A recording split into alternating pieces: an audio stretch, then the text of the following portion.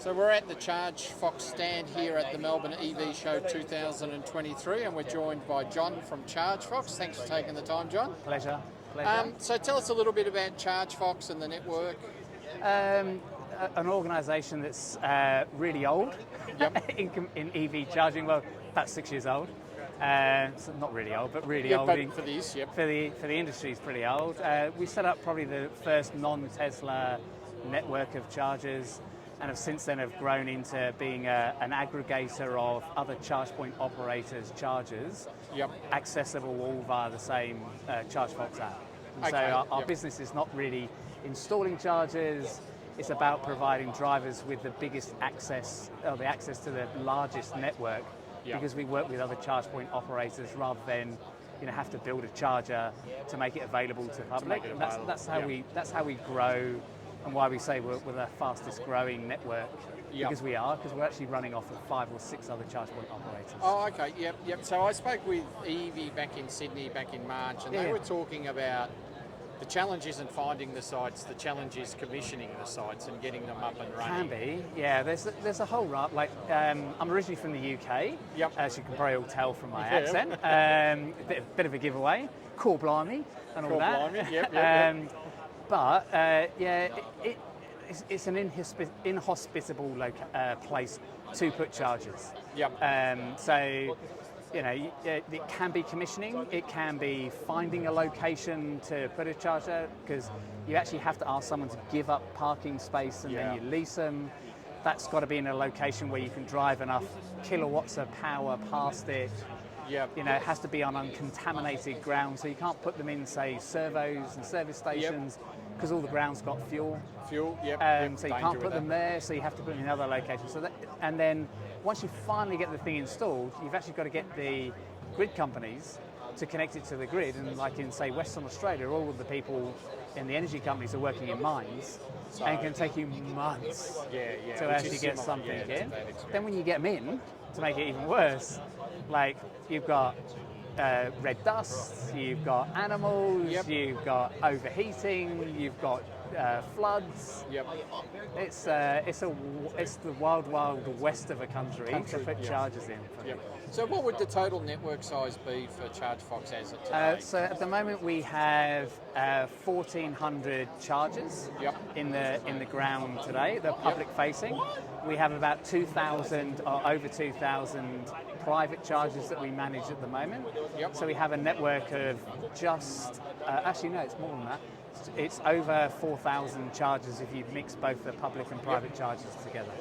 So and what's the expansion plans from there? We think by the way we're going at the moment and the expansion plans we have with partners, so the mobility clubs, RACV, NRMA, those companies, we think we'll be at about 5,000 plugs by the end of 2025. We'll be at about 5,000 plugs.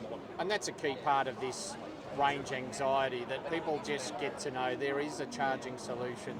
So regular enough that you're just not going to need to worry about it. Well, the thing with range anxiety, I think, is often something that someone has before they get an EV. Then when they get an EV, that dulls down, and it sort of becomes charger anxiety a little bit. Like, is the charger free? Is the charger going to give me the charge it's on the thing, on the sticker? Is it actually going to be working? And I think what you've got to do is have networks of chargers that give people like range, distribution and of network chargers, but then optionality when chargers are either in use, or whether they're not charging at the right rate, or they're not, they can't do what you need it to do at that point in time, or they're not working. So to me, it's the range anxiety thing is kind of a thing that people have beforehand. But I think it's moving. But the answer is you can put lots of things into the app to get idle fees to move people on. Absolutely. But in reality, the thing that solves it, put more chargers in the ground. And more charges, more charges, more charges. Yeah. And so and people that all goes away. and all of these things go away as problems. I know on our Facebook group that's a constant discussion, idle fees, just the number of times people have come up to chargers and somebody's fully charged, nowhere to be seen, just sitting on the charger. Less so probably with the rapid chargers, more so with the slow chargers, the AC chargers, where they just plug them in the morning and wander off and go, I don't need to worry about that. I drive around and charge at loads of different chargers. Yep. There's icing that goes on where people are parking ice vehicles in there. But there's also an equal, if not more, number of people that are saying there's an available parking spot. I have an EV. I'm entitled to park my car. They don't charge. Yeah. But they just drive the car straight in. I've seen people drive up, plug in, walk away. Never going to charge. No, never touch the machine. Never touch the machine. They're just deliberately doing it so that they don't get a parking ticket. Yep. So there's I think, etiquette will sort itself out over time. Yep. But that does exist, yeah. So we talked about charger anxiety, which probably leads into the thorny issue of charger reliability, and that's across all of the networks. What are some of the issues with that? Is it really this parts shortage, being able to get parts to fix the chargers? There are a range of issues. There's a range of issues. So I don't know. I'm trying not to name brands or be disparaging to any particular brand. But if you look at the cost to put a charging piece of equipment in, there's the cost of the chargers, the cost of the boards, the cost of the electricity from the grid, the bins, and everything else from the pole to the chargers. The majority of the cost is getting the charging, getting the charge from the pole to the charger, to the board to the charger. And so there's hundreds of thousands of dollars worth of equipment in all of that equipment. That equipment never fails. That's not what fails. That never has a problem. But the electric equipment that sits in chargers quite regularly fails. And the chargers themselves they're pretty dumb in the way they behave. So they will never tell you that they have a fault until they're actually at the point of use. Until they trip, So even if they trip, they quite regularly trip in a way that they won't send you a signal to say they're tripped. So the driver, us, the EV drivers, we get the full brunt of this because we rock up. As soon as we pull the plug out, the charger will then tell a network, oh, by the way, it's not working. And that's the worst time to find out. So what we do is we have to build software that now proactively monitors chargers and monitors charging behavior for looking for anomaly detection to say, okay, so that charger normally charges every hour, has a charge on it every hour. There's been 4 hours where there's been no charge on this thing. Let's go and actually analyze whether or not there's a problem on it. The charger may or may not tell us there's a problem. Then we have to phone someone to go to the charger to see whether there's an issue with the charger. So we're trying to work around the limitations of the equipment of themselves. And then there's the process of how do you actually identify where the issue is, and can you then get the parts and someone to a remote location to put it in. And that whole process takes a week or two, which is exceptionally frustrating for everyone. And is there, probably across the industry more so than with yours or some of your partner brands where you're managing them for them, there's also the issue, I understand, of the site owner may have some responsibility for that maintenance and then not care. They do in our model. So because we're not the site owners, so we work with site owners. So some of them do put charges in as a community, as a sort of goodwill to the community. They don't make any money on the charger whatsoever, and they're running other businesses. So at times, to the driver, the charger working is really important. To the business that spent hundreds of thousands of dollars or $100,000 putting a charger in, and it faulting, say, in 3 months or 4 months after it, it's possibly not the most important thing for them as a business. And so we contact them pretty much with any fault on the network. We'll contact someone within an hour and have someone there within a number of days to fix. But it's like we're trying to then get that person to get on a phone to a manufacturer. Where are my parts? Yeah.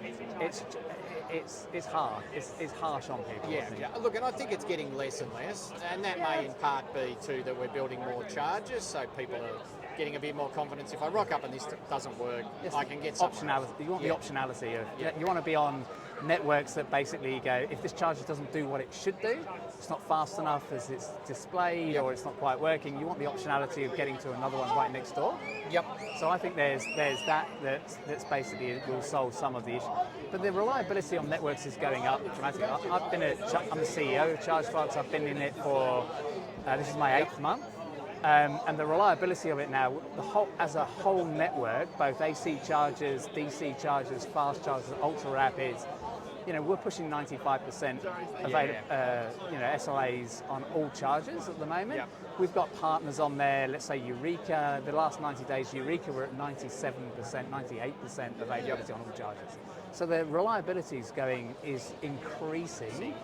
It's just that at the point that someone wants to charge, it's a very frustrating moment. I get it. I'm an EV driver. I get it.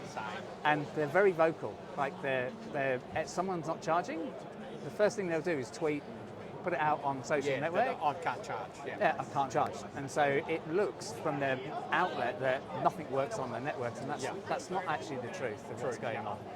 And so maybe just to wrap up, I know NRMA announced the other day they're going to start charging at their free charges in New South Wales. They mentioned idle fees down the road. Yep.